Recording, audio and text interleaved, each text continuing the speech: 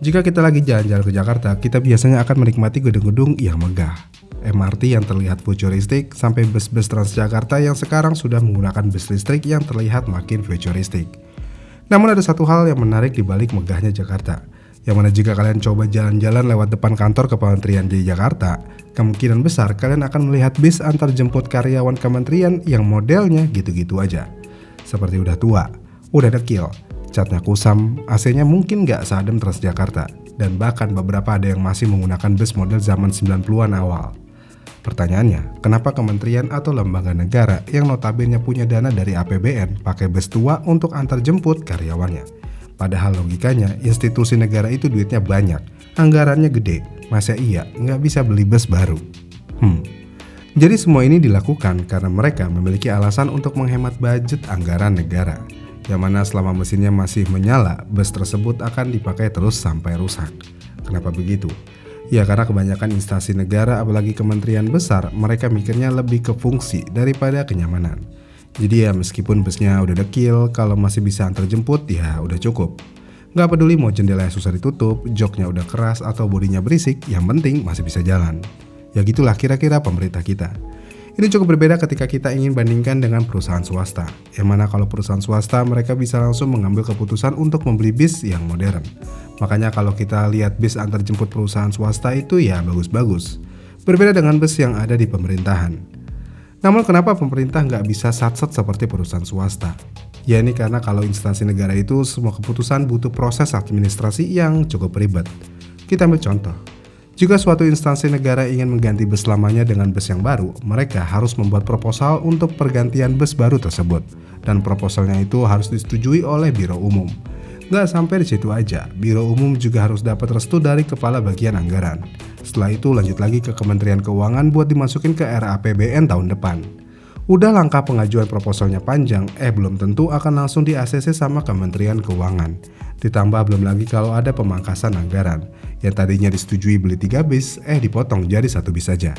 Itu pun harus nunggu tahun depan. Kebayang nggak ribetnya buat pengajuan bus baru doang di instansi negara? Makanya daripada ribet dan buang energi, mending pakai aja yang ada. Meskipun udah tua, yang penting bisa jalan dan gak usah ribet-ribet mengurus proposal pengajuan untuk bus baru yang belum tentu di ACC. Tapi kalau dari sisi pegawai instansi negara itu sendiri, apakah mereka keberatan dengan bus yang udah tua dan kurang nyaman ini? Jadi mereka gak semuanya komplain tentang bus yang udah tua ini untuk mengantar jemput mereka. Kenapa mereka gak komplain? Ya jawabannya gampang aja, karena bus itu gratis, gak dipotong gaji. Daripada naik ojek bayar sendiri, ya mending naik bus meskipun tua dan kurang nyaman. Tapi pertanyaan lainnya adalah, apakah bus tua ini aman? Jawabannya ya tergantung. Kalau dirawat dengan baik, rutin servis dan selalu dicek secara berkala, bus tua bisa aja tetap aman.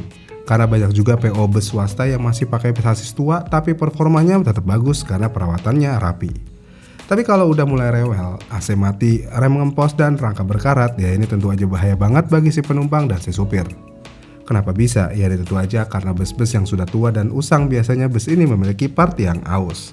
Dan jika minim perawatan atau sudah mulai mengalami kerusakan tapi nggak diganti-ganti, ya udah kecelakaan nggak akan bisa dihindarkan. Ditambah karena bus tua biasanya udah memiliki titik karat yang cukup banyak di bagian bodinya, jika bus tua itu mengalami kecelakaan, biasanya bus itu akan mengalami kerusakan yang cukup parah. Karena emang bodi bisnya itu yang sudah mulai keropos dan tidak kuat menahan benturan saat kecelakaan. Jadi bis yang udah tua boleh aja tetap digunakan, asalkan perawatannya juga lebih ditingkatkan untuk keamanan para penumpang busnya tersebut. Iya kan? Tapi sebenarnya bus tua di instansi negara ini terkadang membuat dilema. Kenapa bikin dilema? Ya ini karena di satu sisi bus tua itu memang kurang layak untuk beroperasi di jalan raya. Tapi di satu sisi kalau dianggarkan oleh pemerintah ini pasti dibilang pemborosan.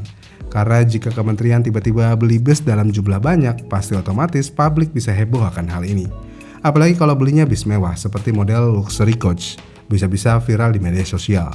Terus netizen ngamuk dan langsung pada ngomong, uang rakyat dipakai buat kenyamanan pejabat. Padahal sebenarnya bus itu digunakan oleh karyawan biasa, bukan pejabat. Ya begitulah kira-kira realita medsos di negara kita. Publik kita sensitif banget soal belanja pemerintah. Makanya banyak instansi yang akhirnya mikir 2 kali untuk pengadaan bis baru. Mereka lebih baik kelihatan sederhana dengan bis tua daripada disoroti publik karena pengadaan bis baru. Tapi apakah emang nggak ada permajaan untuk bus-bus tua yang ada di instansi negara ini? Jawabannya terkadang ada, tapi dari hibah. Maksudnya gimana? Jadi terkadang beberapa bus ada yang dikasih permajaan, tapi dengan cara bukan membeli bus baru, melainkan dapat bus hibahan dari lembaga lain. Misalnya ada kementerian yang dapat bus bekas dari lembaga internasional atau dari kementerian lain yang udah ganti armada. Daripada bus bekasnya itu dijual dengan cara dilelang atau cuma dibiarin nganggur aja di lapangan parkiran bus, biasanya bus itu akan dikasih ke instansi lain yang membutuhkan. Dengan sistem hibah kayak gini jelas lebih murah alias gratis. Tapi ya begitu, dapatnya juga barang second. Jadi ya perawatan di awal untuk pengecekan part-part yang sudah rusak harus dilakukan sebelum bus ini dioperasikan ke jalan. Tapi apakah ada kelebihannya jika bis instansi negara itu tetap menggunakan bis tua? Tentu aja masih ada kelebihannya karena dengan bus tua, spare partnya masih melimpah. Dan juga masih banyak montir yang mengerti untuk membenarkan bus-bus ini. Karena bus tua itu kayak motor bebek zaman dulu, semakin tua motornya justru makin gampang dicarikan montirnya. Tapi kenapa bisa begitu? Ya ini karena teknologinya masih menggunakan teknologi yang sederhana, yang mana bus-bus tua itu biasanya masih menggunakan mesin diesel konvensional. Ditambah bus-bus tua itu juga masih jarang memiliki part elektronik. Jadi ya montir-montir pun masih bisa benerin tanpa perlu bantuan alat scanner yang mahal untuk membenerin bus tersebut. Lalu untuk di bagian spare partnya tentu aja ini masih banyak dan melimpah di pasaran karena bus-bus kayak Mercy OH, Hino RK, atau Nissan Diesel itu dulu sangat populer di Indonesia. Bahkan sampai saat ini masih banyak karoseri lokal juga masih simpan stok spare part bus-bus tersebut. Jadi kalau busnya mogok atau perlu perbaikan ya nggak perlu ribet-ribet. Bisa dikerjain di bengkel langganan, bahkan ada yang punya bengkel sendiri di lingkungan kementerian. Jadi kesimpulannya adalah kenapa bus antar jemput kementerian banyak yang tua? Jawabannya bukan karena negara kita miskin dan gak mampu buat beli bus baru, tapi lebih ke budaya birokrasi yang cenderung lambat dan sangat mengutamakan efisiensi. Ditambah lagi dengan proses pengadaan yang rumit dan juga rasa takut disorot publik kalau pemerintah kita belanja besar-besaran. Karena ya mau bagaimanapun buat kita yang masyarakat nih, kadang suka kesal kalau lihat pemerintah menghamburkan uang negara demi mengganti bus buat pegawai-pegawainya. Karena ya kita akan berpikir ini gak ada efeknya ke kita dan gak ada untungnya buat kita.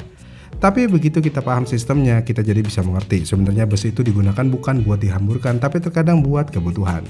Tapi jika kita mau cari win-win solutionnya, mungkin solusinya bukan ganti bus baru untuk ke semua institusi negara, melainkan bikin standar kelayakan aja.